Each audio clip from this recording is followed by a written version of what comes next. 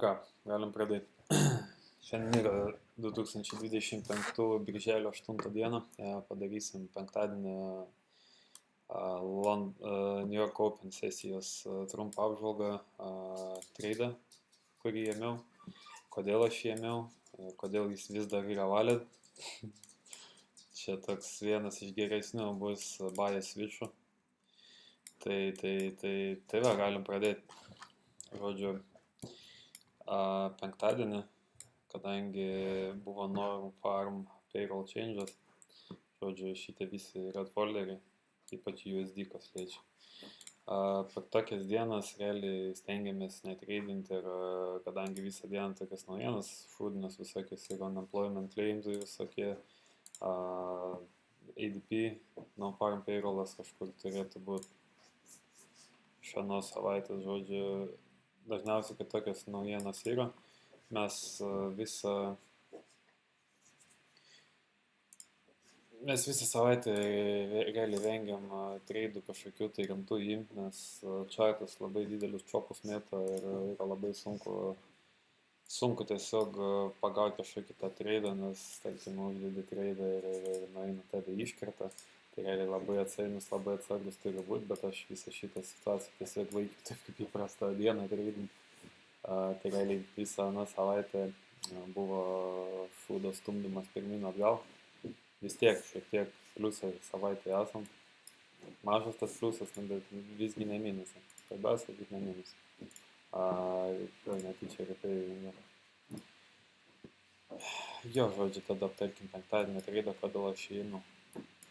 Kodėl ta man mintis patiko ir visą kitą. Čia visų pirma pradėkime nuo to, kad buvau įsijungęs IS chartą ir IS ir Nasdaqas padarė S&P. Kol IS išėmė šitą high, gal aš žymėklį įsijungsiu iš tikro, kol IS išėmė šitą high, kad darom gal 1 valandą, patogiau biškį bus matyti, ten bus tik pamatysis. Kol IS išėmė šitą high, Nasdaqas neišėmė.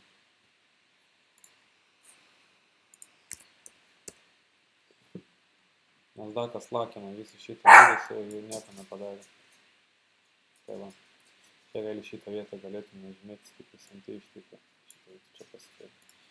Ir mes labai gražiai uždarinėjom kainą virš 1 valandos BPR. BPR yra balance price ranges. Tai kaina padaro fair value gapą į tą pusę ir fair value gapą į tą pusę. Tai yra vadinama balance price range. Tai va, žodžiu, grįžom į balance price range. Nuo šitos vietos, kai šitą ir šitą pradėjom atidarinėti, aš nuo čia šortą tiesiog pradėjau ieškoti.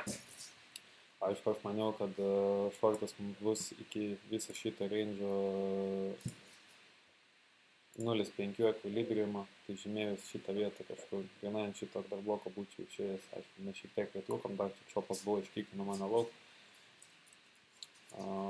Įeikim biškį atidžiau pasižiūrėti, 15 minučių labai stebėjau, kaip tos candlestickus uždarė, vos tik tą indecision candle uždarė, aš jau, man atrodo, buvau satupę. Pasižiūrėsim dar. Nepamenu tiksliai. Tai padaro kainą tokia S&P, tarkim, Nasdaqas juda lėčiau nei S&P. Mes galim būti tik, kad keičias kažkas, kainos dinamika keičiasi ir čia yra dar vienas patvirtinimas mūsų short setupų. Tai žodžiu, šitas treidas visas,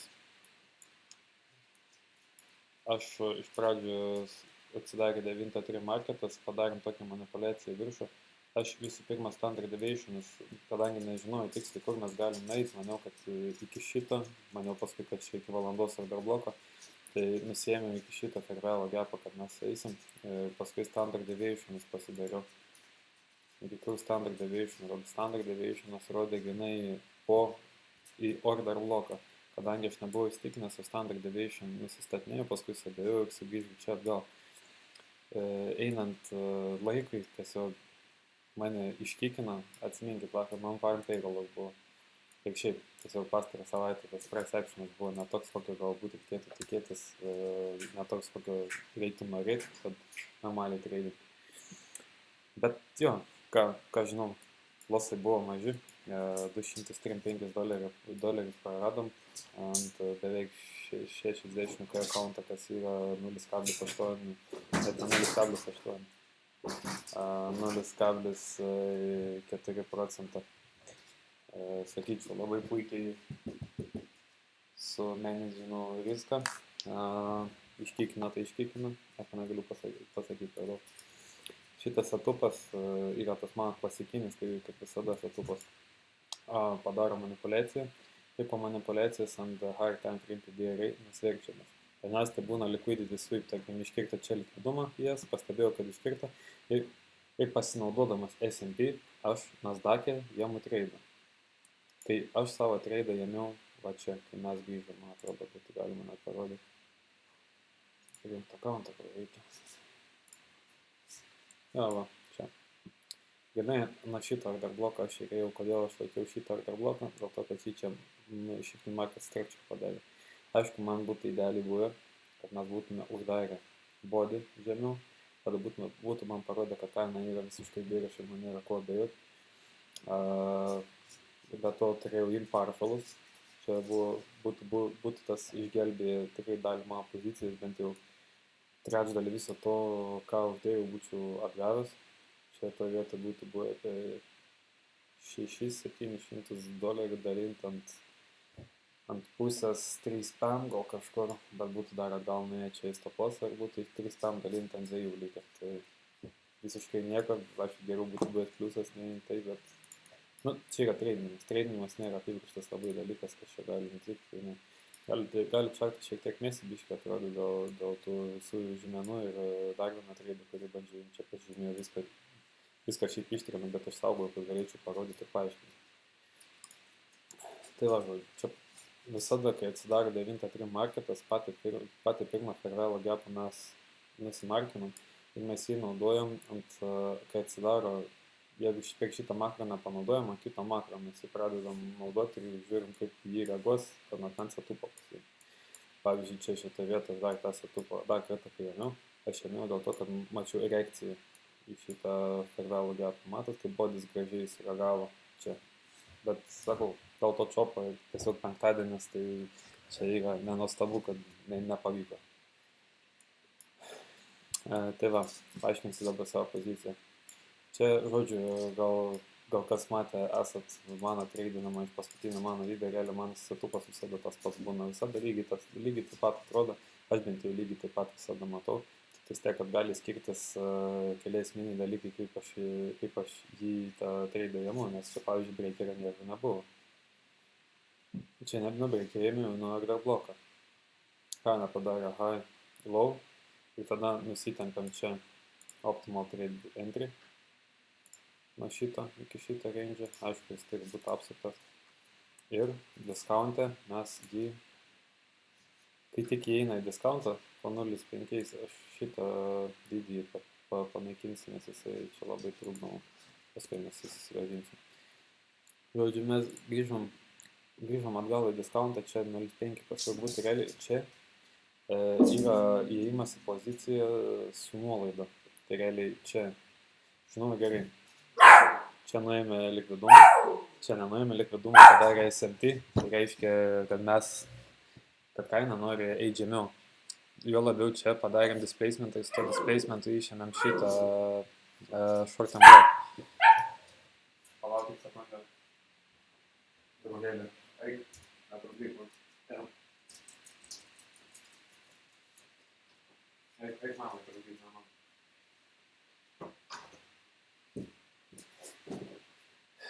Jo, atsiprašau. Tai yra sudėtinga. Tai va. Gerai, žodžiu. Tęskim toliau. Iš pradžių man buvo mintis savo stoplossą padėti ant šito order bloką, bet aš taip pagalvoju, na gerai, čia ant S&P buvo 2021 metų mentorshipo sell modelis, tai aš iš tikrųjų galėčiau ant S&P tiktais tokį stoplossą dėti, ne ant šitos savo pozicijos, ką aš čia treidinu. Tai būtų buvo logiškiausia ir aišku, matot, kad čia va, kaina nesugrįžo padaryti high, tai čia pats iš savęs buvo šitą vietą S&P.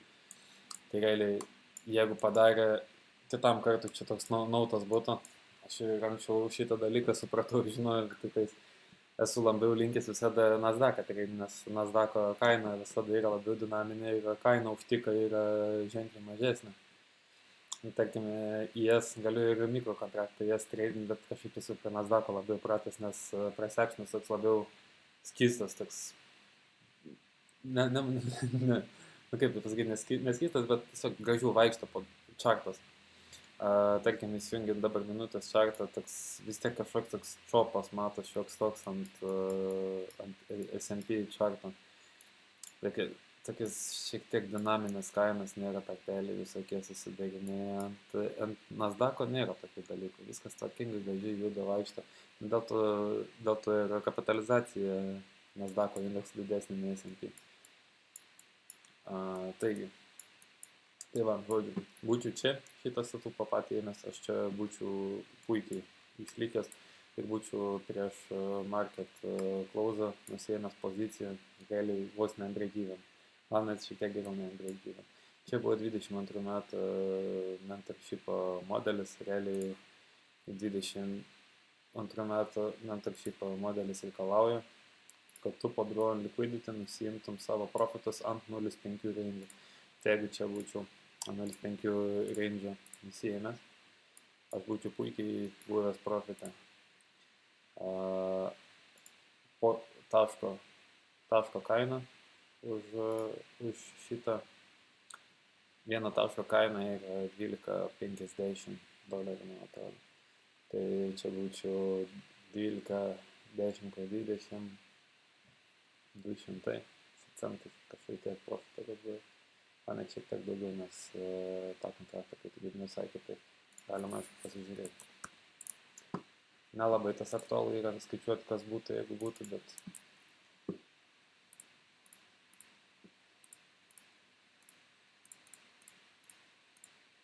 $206. Neįspūdingai, bet vis tiek šis tas yra, žinant, ką tu treidini. Tai va, gerai, kas toliau. Gerai, turėjome S&P. Aš, žinodamas, kad penktadienis yra bearish, nusprendžiau paimti šitą šortą, paėmiau šortą nuo šito order bloko, kai mes padarėm shift in market structure. Grįžom čia, šito BPR dar nebuvo šito vietą, tai aš jį nutrinsiu. Jo, buvo šitas BPR. Aš žinau, kad jis yra. Aš jį atsižymėjęs ir pagal jį šiandien. Tai žodžiu, labai aš norėjau ir nuo šitas vietas imti setupą, kai čia va nusileidom. Bet pamačiau, kad respektinam šitą candlestiką juodą. Tai nieko nevidariau. Dar kartą apačiu žemiau varam. Pamačiau su bodžiu, uždarėm. Nu gerai, galvoju, dabar šortas bus, jeigu čia market sarkis šitą dar kartą padarom. Aš entry darau su stoplosu virš šito bodį. Ir gerai, kad tą expansion aptarėm. Pradėjau laukti aš to BPR labiau, nes mačiau, kad S&P žiauriai ryčina į viršų tam draw on liquidity padaryti. Tai žodžiu, grįžom čia į šitą BPR atgal ir grįžom, atsiminkit, grįžau čia į BPR, aš ant 15 minučių mačiau šitą visą reakciją, kaip mes reaguojam į tą BPR. Va čia. Indecision candle šitą padarė, man viskas buvo tik shortas ar tik shortas, ar niekada daugiau negalvoju. Idealus entry būtų buvęs 5 minučių laukti shift in market structure. 5 minučių shift in market structure realiai buvo čia padarytas, bet jis nebuvo padarytas toks gal idealus, taip sakykime. Bet pagal mane visiškai fantastiškas, kad tą treidą galėtum pagauti nuo šitą breaker bloko iki šito low. Tai čia galėjo easy būti, negalėsim taip padaryti. Tai realiai buvo 2 setupai. Vienas setupas buvo nuo čia, kur aš ėmiau iki šito low, paskui va nuo šito breakerio, nes padarė high, low, high, low. Tai ant mažesnio tankrėjimo šitas breakeris yra. Šitas va, high, low, high. Ir tada į apačią. Aš grįžom atgal jis ragau ir vėl apačią draw on liquidity padaryti. Tai realiai kaina keliauja external range liquidity to internal range liquidity. External to internal. Ir taip toliau. Tai dabar pasižiūrėkime. Na, aš realiai nuo čia tą treidą ėmė. Čia langelis kažkur man turėtų būti. Tai tik tiek, kad aš savo stop lossą labai užvadinau vietą padariau, aš padariau nuo bodžių čia. berods nuobodžiai padariau, nuo mažesnį time frame padariau. Nuo mažesnį time frame padariau ir mano targetas vis tiek buvo per žemai, aš turėjau targetą tiesiog čia. Nežinau, kas man susišvietė, aišku, bet čia va, savo targetą dariau. Šitą per vėlą gapą apačią, kaip tik ten, kur yra order blokas, valandinis. Tiesiog galėjau 1.9 setupą pasigauti su labai mažu risku, bet aš nusprendžiau entry, pažiūrėkime, nuo kur aš entry dariau. Šitą iškilkinčiau. Aš ne čia entry dariau. Aš nebelaukiu, kol grįžt, nes aš ėmiau nuo pirmo per vėlo gapą ir nuo 5 minučių BPR. Tas pats, kas ant šitą didesnį paturėjimą, nes kai šitą stiką suformavo, šitą sukūrė, aš pagalvojau, okei, ir ją pačią pradėjau žiūrėti, pagalvojau, okei, šitą idėją man pasiteisina, tada aš galiu savo stoplossą padaryti čia ir nuimti kelias kontraktus. Ir šitą poziciją, kai uždėjau, buvo viskas skubota per daug. Bet čia, kaip sakiau, aš dar pats mokaus. Aišku, mano raida sako, kad man labai gerai sekas, man daugiau jokių kitų įrodymų nereikia. Tai va, žodžiu. Šitą treidą nuo high time frame PDR pasiėmėm shortą, galėjom shortinti iki šito low, būtume įsigelbę visai puikiai, 1.2 setupas, nėra labai jau achujienai, bet jeigu tikimybė didelė, nes šitą setupą tikimybė didelė, tai galėjo drąsiai šičianai, bet jeigu ne penktadienis, manau, būtume galėję toliau nuvažiuoti. Tai šitą setupą aš galiu ištrinti, manau, kad paaiškinu, high time frame PDR, SMT su ES, drone liquidity, tada grįžom atgal 0.7.05 discount range, ten radom vėl discount PDR ir nuo discount PDR mes padarėm entry short pozicijai. Ir mano short pozicija turėtų profitas čia tiesiog būti. Bet aš pasirinkau, kad čia valandinis order blokas būtų, nes ten one standard deviation buvo šitas manipulacijos kojas. Aišku, mumis iškikino lauk, nežinau, turėjo, taip neturėjo būti, bet dabar šiais laikais šitą marketį labai manipuliuoti, ką galima matyti iš tokių candlestickų. Nes įprastai price actionas, jeigu švarus price actionas, jis neturi tokių čopų didelių. Nėra seek and destroy visokių patternų, nes čia galite matyti, čia yra tas vadinamas seek and destroy. Low, high, tai realiai low iškirto, high iškirto, vėl low iškirto, tada high nebe iškirto ir vėl paskui iškirto. Nusakės low probability trade, kuriuo aišku aš turiu apmažinti. Paskui nueisime mano žurnalą ir tame žurnalę aš dar patikslinsiu, kas buvo negerai padaryti. Šitą tradą realiai, aš galėjau jį imti, viskas būtų normaliai, tik man reikėjo entry daryti ne nuo šitos vietos. Kaip kad aš padariau, čia iš tiko gal per anksti įėjau, taip pavadinti. Įėjau čia, rodiklytą papačių, kur aš įėjau. Po to pamačiau, kaip iš šitas reagavo. Padariau entry, savo stoplossą. Pirmą įėjau ir tada žiūrėjau, kur stoplossą. Tai čia yra didelė klaida, kurios kartuoti negalima. Realiai turiu iš anksto planuoti. Ok, jeigu mano entry dabar, tarkim, aš čia entrinu. Ir aš iš karto turiu skaičiuoti, kur mano targetas bus ir kiek aš galėsiu iš to. Tai aš čia pirmą įėjau ir buvau palikęs čia savo stoplossą maždaug ir kaip profitą buvau pasidaręs vėl tenai tą vieną standard deviation į apačią. Tai pasidariau, paskui žiūriu, gerai, taip logiškas levelis būtų stoplossai čia ir šito vyko. Nes, tarkim, aš pamačiau breakerį ant 5 minučių, tai turiu nuo 5 minučių ir dėti stoplossą. 5 minučių stoplossas, kaip idėja įdėti, visada vyko viršus, nebūna body. Body trading, aš nežinau, tai biškai recidivistas esi, tai reikia atsičiūkinti tokį viską, arba tai esi profesionalas, kuriam negali jokių priekaištų būti. Aišku, kiekvienas traderis, kuris profesionaliai šitą sporto šaką žiūri, jisai mokysis taip, kad jam būtų stoplossas jo kuo mažesnis. Tai žodžiu, čia, matot, kaip idealiai sureagavo šitą breakerį. Aš savo setupą turėjau imti va čia. Kai tikėjami šitą candlestiką, ir stop lossas mano šito vyko high turėjo būti. Čia nepagalvokit nieko, čia va šito vyko high, ant 5 minučių yra šito breaker bloko high. Ir tada aš turėjau targintą šitą low. Nežinau, kaip čia gali atrodyti. Čia gali atrodyti, kad aš tiesiog va, imu beleką prieš rodų ir tipo, va, taip išeina, beleką šnekėti galime, bet jūs nepriimkit mano žodžių už tai, ką aš sakau, tiesiog eikit į čartus ir paieškokit tai ką aš sakau. Mentoris man, iš ko aš mokiausi, yra ICT.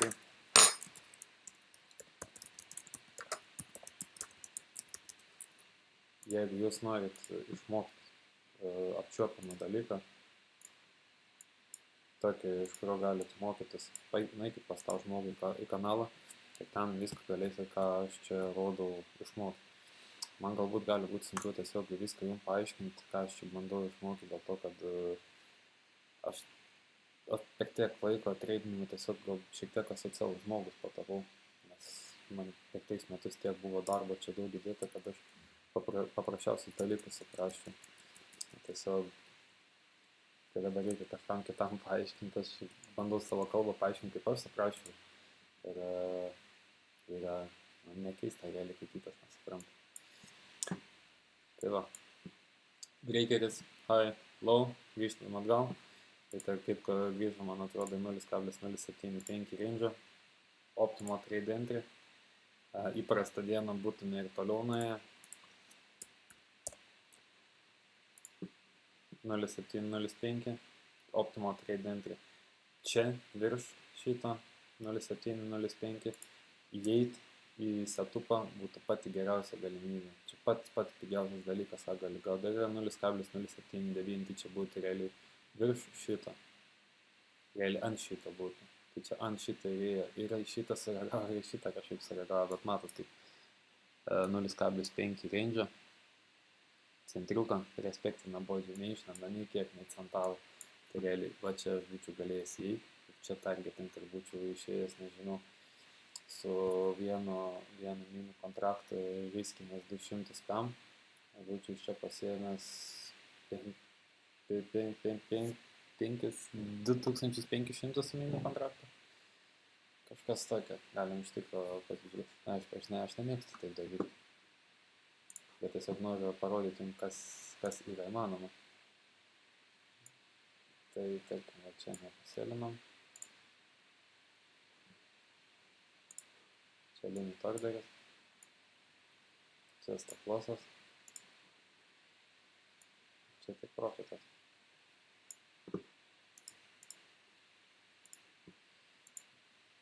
Vienas mini kontraktas yra 10 mikro kontraktų. Pusantro štukės reiskindami 335 gali drąsiai pasiimti. Aš irgi galėjau pasiimti, tiesiog kvailai, sakykim, padariau su savo to visų entry. Mane kas supliončinant visą šitą dalyką ir aš būčiau galėjęs pasiimti, nes šitą treidą važiuodamas į Kauną į Koncą stebėjau, ką jis daro. Mane supliončina mano stop lossas. Čia yra žiauriausiai išmaiščiausias dalykas, kas gali nutikti. Aš savo stop lossą dėjau ant šito vyko high, ant šito vyko high. Ant šito va candlestick aš jums vietoj pažymėsiu, nes aš negaliu nepažymėti. Ant šito ir mane iškirto. Ant šito irgi. Gamba koks čia high. 833. Aš savo čia padėjau ar ant šito, aš tiksliai neatsimenu, šit turėtų matytis, kur mes pardavome. Iš vis ant šito. Aš savo stop lossą padėjau ant šito candlestick high ir mane iškirto. Aš prieis arčiau, kad būtų jums galima parodyti, kuris čia iš tikrųjų ant šito candlestick high dėjau savo stop lossą čia. ir mane iškirto. Bet čia normalu yra. Tu tiesiog gyveni ir mokys, bet aš 5 minučių breakerį pamačiau, net 5 minučių reikėjo dėsti tą plosą. Tarkim, kaip dabar va čia yra padėta.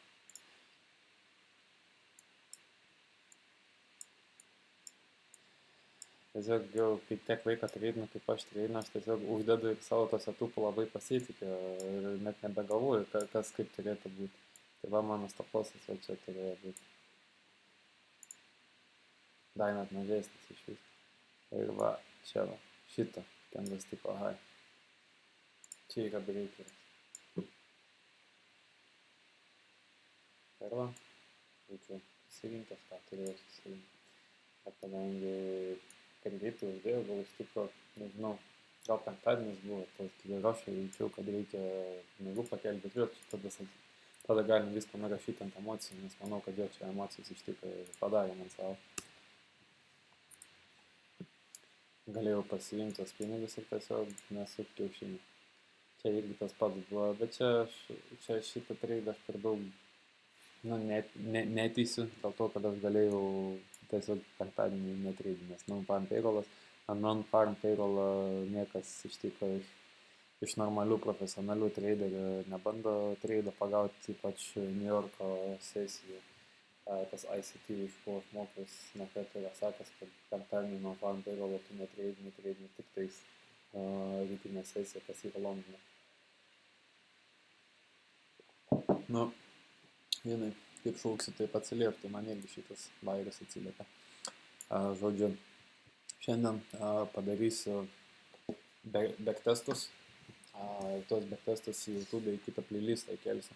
Šitą playlistą mano kasdienas tas apžvalgas Nasdaq'o, kaip aš jį treidinu, mano treidose, tik jie bus atskiriam playlistą, o kitas playlistas tiesiog pakurs atskirais aplankais, tarkim, risk managementas, PDRAs, PDR visokie, taip toliau, interbank price delivery algorithm ranges, central bank dealing ranges, kad jūs suprastumėt, kas tai yra, kaip jūs naudoti, tarkim, kodėl panaudojot order bloką prieš kokį 90 dienų esant ir jis neveikia, dėl to, kad didžiausias sensitivity yra ant PDRAs, kurie yra iki 20 dienų senumo, iki kiam dienų senumo, iki šiam. Taip didėjimo tvarka, taip jautriausias 20 dienų, mažiausiai jautrus 60 dienų. Nu, žodžiu, čia. Oi, šitą skrinę atvėrus, belė kiek, žinokit, nesąmonių visokių atsivers, tokių, kur tokie vaizdai atsivers, bus, man atrodo, kaip man tas ramputės momentas, kai treidinau visokius volume spread analizės, Wyckoffus, Elliott Wave'us, ant Elliott Wave'ų labai pasinešęs buvau ir tiesiog pabandžiau patreidinti order bloką. Įsijungiau mentorship po 2016 metų ICT. Visą peržiūrėjau, ant lapų ką užsirašiau, išbandžiau chartuose, pamačiau ir nuo to kartu negalėjau sustoti. Nes pamačiau, koks dinamiškas yra kainos pristatymas į bet kokią nurodytą vietą, kokią nurodo jinai mentorship'e tas mentorius. Standard deviations man pakeitė žaidimą Optimal Trade Entry, treidinimas tiek makro laiko. Šitą būtinai užsiminkit, užsirašykit, išsikalkit ant galvų, ant kaktų, ant akių, vokų iš išorės, kad jūs norite treidinti tik tuo metu. Nes šiaip tikras makro prasideda nuo 9 PM iki 10, bet aš treidinu nuo 5 iki 15, o nuo 30 aš jau žiūriu, kaip mano setupas kūrė. Dėl to aš sakau, kad aš treidinu setupą nuo 9 iki 10-15. Bet, jeigu nori pinigus pralaimėti, treidinti, kada jūs nori. Aš treidinu makro, nes makro yra candlestickų nauji atsidarimai, kai tada atsidaro candlestickas, manipuliuoja apačią ir tada jis eina ten, kai iš tikro eina. Tai realiai 4 valandų candlestickas va čia ir atsidaro 10 valandų. Dėl ko vyksta tai, kas vyksta. Realiai decision candle čia turėtų daryti 4 valandų. Reiktų pasižiūrėti. Ne decision candles, bet matas, tokie vykai. Ko gero mes dabar čia uždarėm kainą tą vietą ir kaitinsim šiek tiek į apačią. Dar suvyklį bajas nenori pradėti skubėti, nes pirmadienį kaina, kad atsidaro, tada šiek tiek iškaitmoni. Bet pagal valandinę kainą, žiūrint, kaip mes čia gražiai mes šitą BPR atsimušnėm, jeigu netidarys kainos, new week opening gapas į viršų kiaurai šitą, mes tada leisimės į apačią, padarysim čia shifting market structure, tiksliau breaking market structure šitoje vietoje, ir tada mums kelialapis iš karto į apačią. Jeigu čia uždarom su displacementą, sureaguojam į kažkurį šitų PDA array, tarkim šitą order bloką, kas manau jis ir bus, tada mes galim tikėtis kainą, kad nusileis čia, čia PDA arrays nėra, čia likvidumas lengvas, čia likvidumas lengvas, čia va PDA array yra nemitiguotas, čia galim tikėtis šitą relativį palaus, o tada mes reaguosim į monthly internal range per vėlų gapą, užpildysim šitą new week opening gapą, nes realiai tuščias gapas paliktas, tai net nesireaguota į, ir tada mes galėsim kilti aukščiau all time high. Dabar čia realiai tiek tų high pristekinta yra, kad pats gazas jau būtų all time high neištrauk. Tai va, dabar pasižiūrėkime tą žurnalą mano. Tai va, pirmą savaitę, kai treidinau per vieną dieną, realiai pakėliau 2 štukės su centais, bet aišku, šį treidinau didesnį kontraktų kiekį, todėl viskas taip atrodo. Ką man reikėtų pakeisti pas save treidinau, man reikėtų padaryti, kad nebūtų va tokių dienų kaip šitą, kur aš prarandu tai, ką aš turėčiau per dieną uždirbti. Negali tai būti.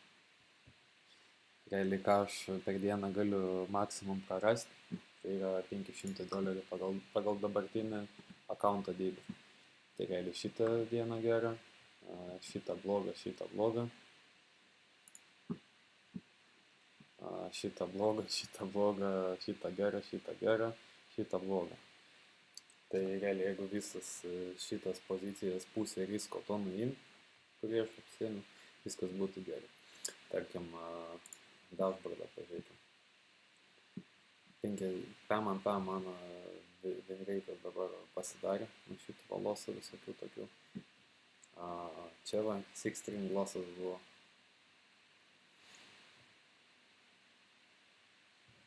Šiaip viskas čia tikrai neblogai man gaunas su taris managementu, čia, tarkim, paėmus šitą va riską per vieną treidą visai gerai su managementu, o vieną treidą padariau 19, aš kitą pakėliau, bet čia vienas ir tas pats treidas buvo berodė. Jo, matot, kaina tą patį antrą. Tai čia vienas ir tas pats treidas. Čia vienas treidas gerai pavyko. Čia riską gerai su managementu, čia gerai, čia irgi gerai, čia irgi gerai. Čia irgi fantastiškai, 500 max losas tokia leido, kad jis bėda ta, kad dar 2 treidus tą pačią dieną, neturi tai būti. Taip aš jokios, bet čia nėra jokingas šitokie dalykai, tai turi juos imti ekspirati. Kadangi žurnalą aš matau, kad jeigu vienas treidas nepasisekė, aš esu linkęs dar rizikuoti, aš turiu daryti tik vieną treidą per dieną.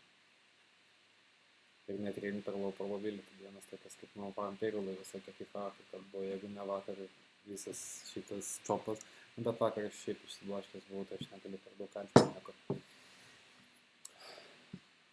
Tai nėra viskas taip blogai. Kas greitas mano 51% pasidarė po tų visų didelių losų tokių, tai reiktų tos losus apmažinti. Realiai po dar mėnesį pamatysim, kiek aš patobulėjau visas savo treidus. Average sizes mano 4 kontraktai, aišku, aš 5 tik treidinu. Čia iš seniau gal palikė, nes kažkada 10 treidinu. Parods. Jo. Didžiausias vinas 229, didžiausias losas 500. Ir čia kiek laiko treidas laikytas nekreipti dėmesį, dėl to, kad tiesiog tą žurnalą aš sporadiškai pildžiau ir tas laikas nesutampa, dėl to rašau 1 minutę, kitą treid laikytis, tai dar kitokį kiekį. Tai žodžiu, jo šiaip naudoju Stong Journal, pats geriausias žurnalas į nemokamas iš tikro. Bet mano kaip pats geriausias.